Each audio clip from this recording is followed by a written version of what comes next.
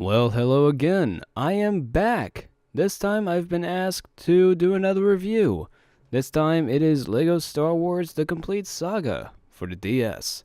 Now, before we start, I will say that I have a review of The Force Awakens for the 3DS in the works, but that is going to be postponed, as I will be leaving YouTube for an extended period of time. It's coming up pretty soon here, actually. More information on that at the end of the video. It is pretty substantial. But that's at the end of the video, and this is now. We have a game to look at, and there is no time like the present. So what do I think about LEGO Star Wars? Well, it's okay. It's a good game. That's it. Video over. We're done. Okay, but seriously though. So as I usually do, I go to places like IGN and Metacritic, see what others think of it beforehand, and okay. IGN, what are you doing?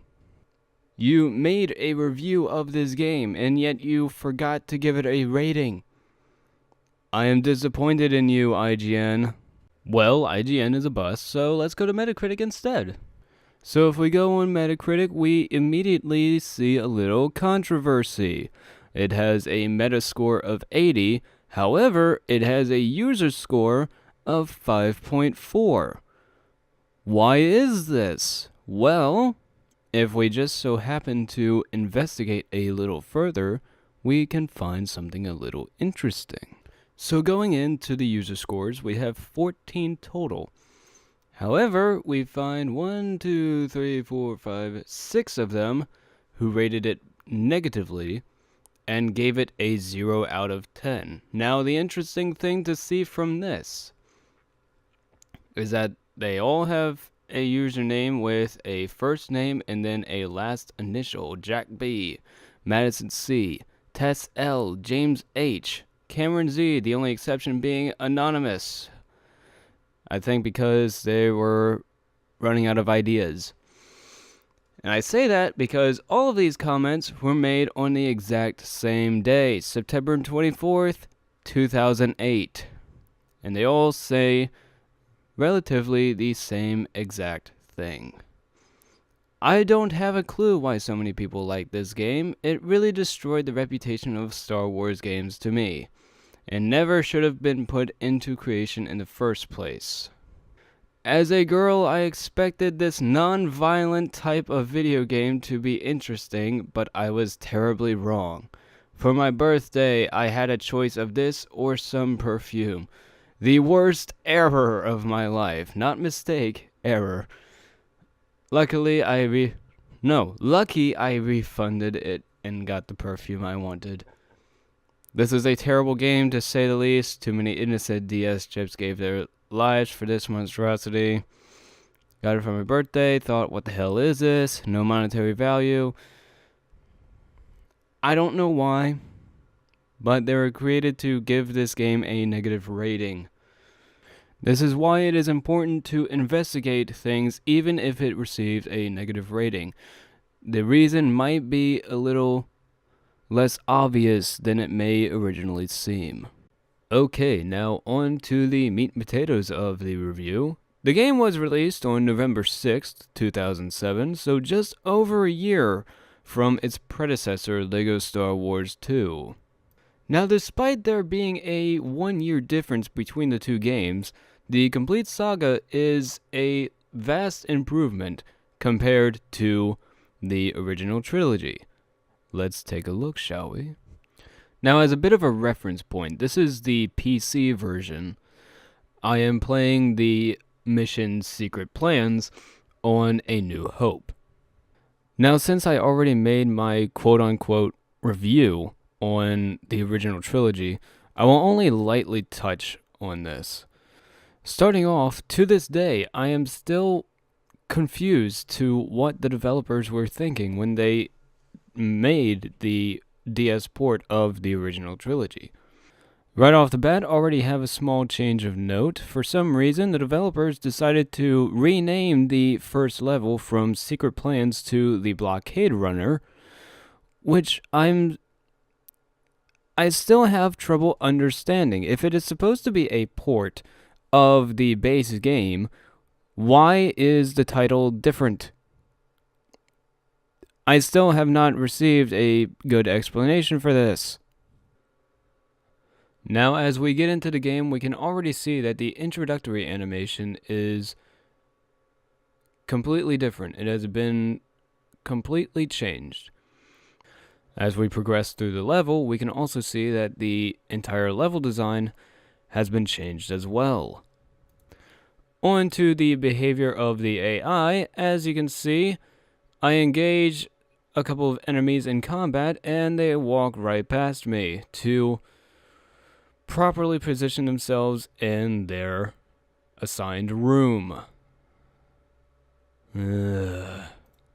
Overall, to me, it seems that the developers of this particular game decided to put port in quotes, where the only recognizable feature are the names of the characters, their general appearance, and the title LEGO Star Wars 2. I remember seeing one comment on Metacritic. I forgot to mention this in my review. It was from a GameSpot reviewer, actually. It said, here, let me look it up.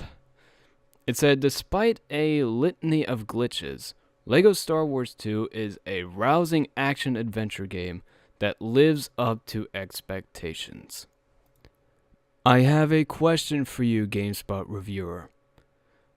Can you please tell me what expectations you had where this lives up to it? Can you please tell me that?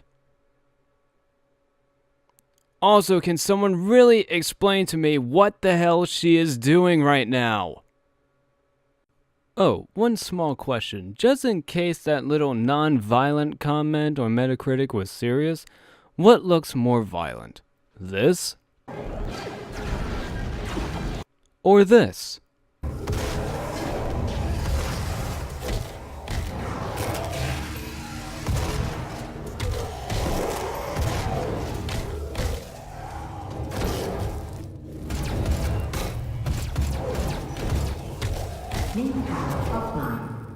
I am very curious to hear your answer. Now on to the Complete Saga for the DS. Right away, I already noticed some improvements that look more like a port of this game rather than a redesigned game with just the same title. For one, they kept the name Secret Plans instead of Blockade Runner for this level, and it is immediately recognizable as the level's Secret Plans. Now with the basis established, I will say there are obviously positives to this game, but there are also some negatives to it. So, without further ado, let us start with the positives. First off, AI have been tremendously improved. They now behave more as I would expect them to. The cutscenes stay similar to the base game, and the characters have their own unique animations. Now the lightsaber-wielding characters no longer hold the Ben Kenobi stock default lightsaber animation. Now something that the port has that the base game does not are puzzles and minigames.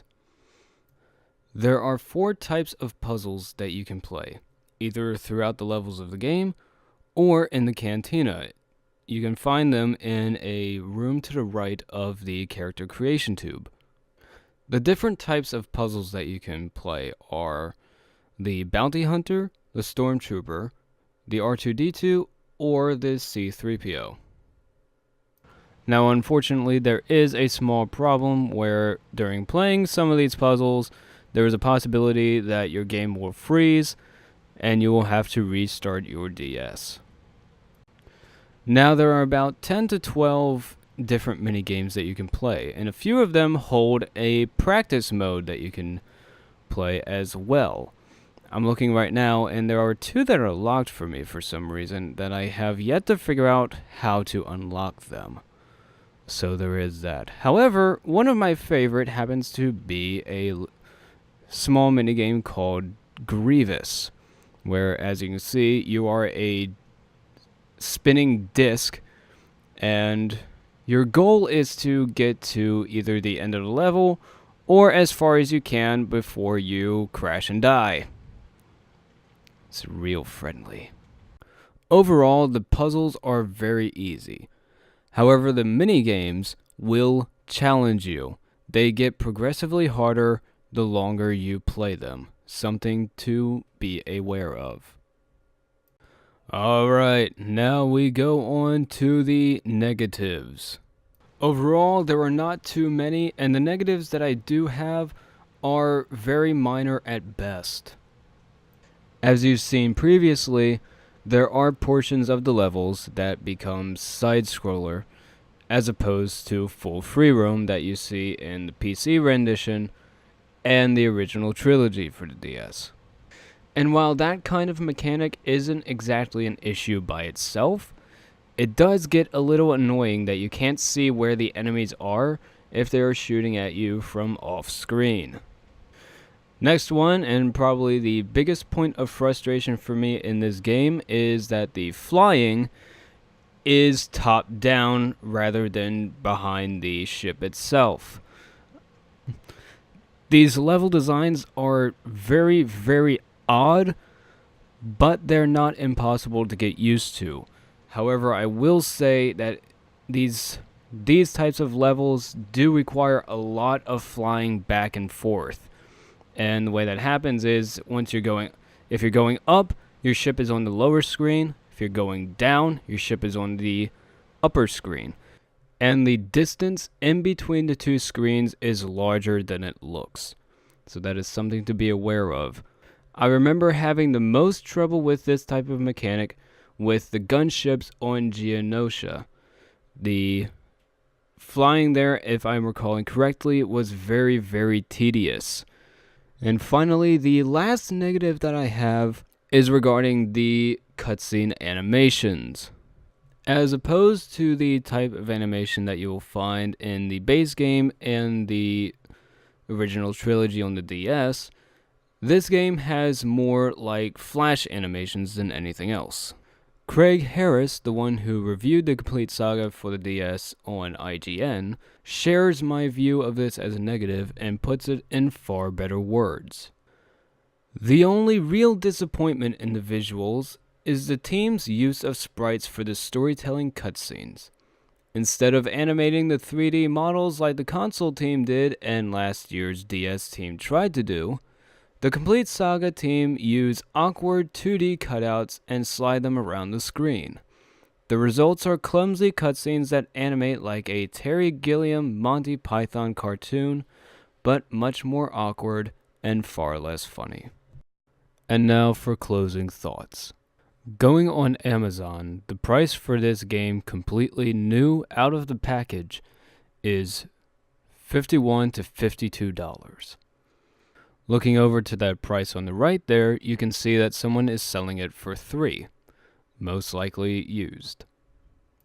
Taking the cost of this game into consideration, and having played this game myself, regardless of the fact that it is a major improvement to the original Trilogy, I do not believe this game is worth $52.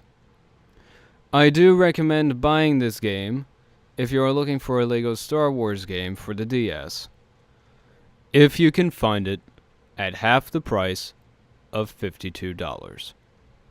Alright, that has been my review of the Complete Saga for the DS.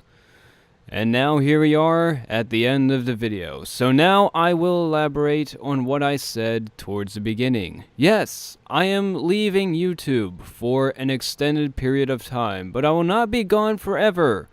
I am just going to be away for a while. So you see, I am actually joining the military. So I will be in basic training for about 3 months, and then I will have about 2 more months of extended training. So I will be gone for about 5 or 6 months. And in that time, I will not have access to a computer or my phone. So I will be effectively cut off from the rest of the world during my training. I will be leaving on April 9th, so I still have a couple of weeks before I have to leave. And in that time, I am planning to have a podcast, maybe live streaming it with my friend Zach, who I do critical analysis with. But that will depend on his availability in the next few weeks. He is a rather busy person. So that's what's going on. I will not be leaving YouTube permanently, but I will be gone for a rather long time. But then I will come back and resume doing what I have always been doing, which is just having a grand old time. Thanks a lot, guys, and I'll see you in the next video.